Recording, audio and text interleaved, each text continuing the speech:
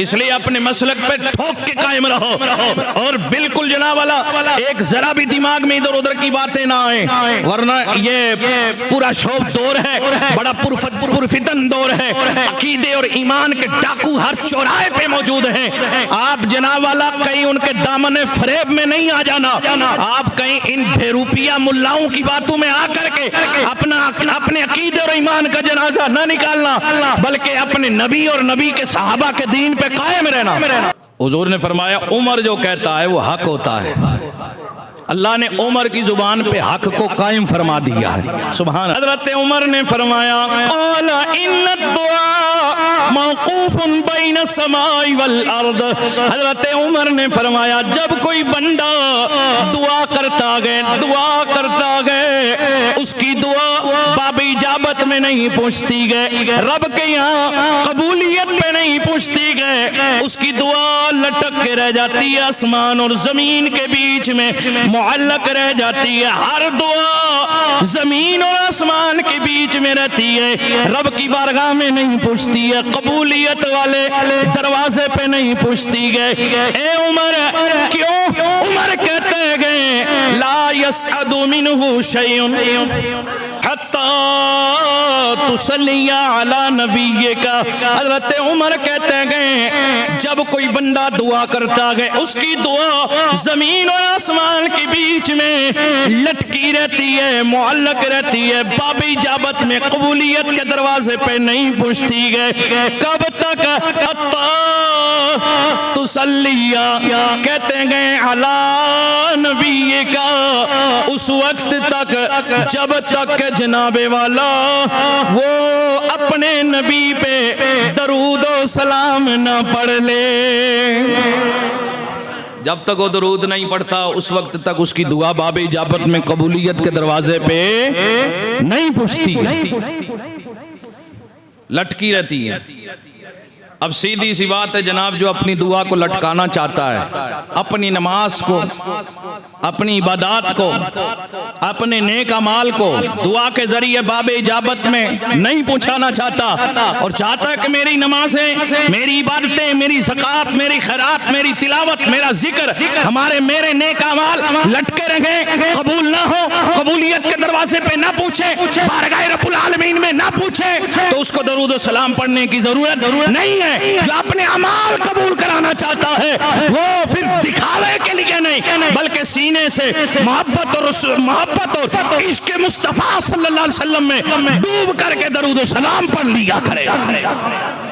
क्या कर लिया करे? हज़रत अब्दुर्रहमान सफूरी रहमतुल्लाहि ताला अलैहि ने भी एक हदीस नकल फरमाई है। वो कहते नबी कौनैन सल्लल्लाहु अलैहि वसल्लम ने इरशाद फरमाया कयामत के दिन रब्बे कदीर हुक्म देगा लोगों को जाओ जन्नत में दाखिल हो जाओ।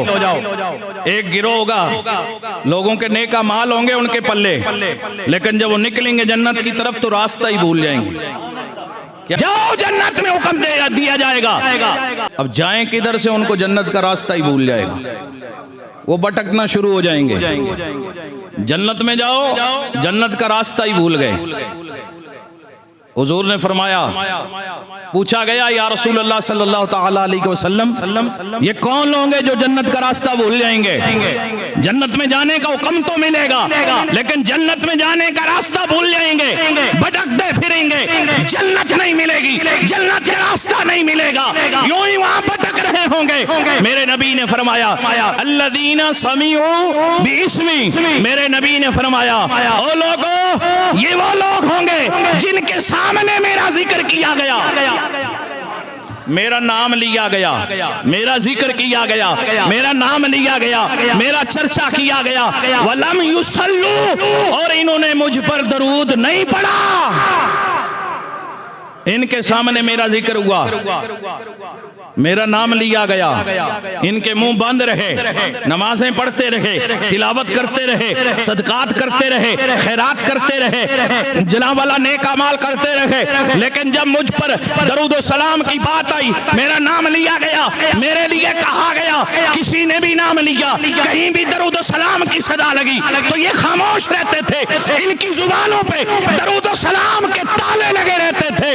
अब कयामत के दिन जन्नत का हुक्म तो मिले मिलेगा, इन्हें रास्ता नहीं मिलेगा। जन्नत के लिए इन्हें जाने को कम तो मिलेगा, रास्ता भूल जाएंगे। कौन फरमा रहे हैं? मेरे तेरे नबी फरमा रहे हैं, जन्नत का रास्ता भूल जाएंगे लेकिन जन्नत का रास्ता याद नहीं रहेगा।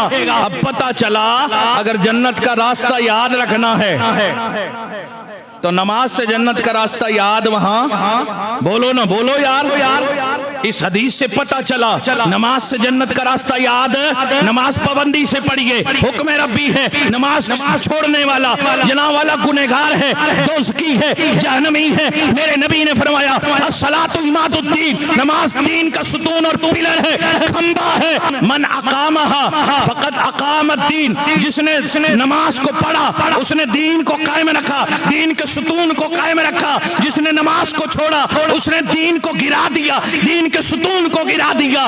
पता चला दीन को कायम रखने के लिए नमाज कायम रखनी पड़ेगी, लेकिन नमाज को कायम करते हुए, पाबंद बनते हुए कयामत के दिन जन्नत का रास्ता भूल सकते हो। रास्ता याद रखने के लिए दरूद सलाम पढ़ना पड़ेगा।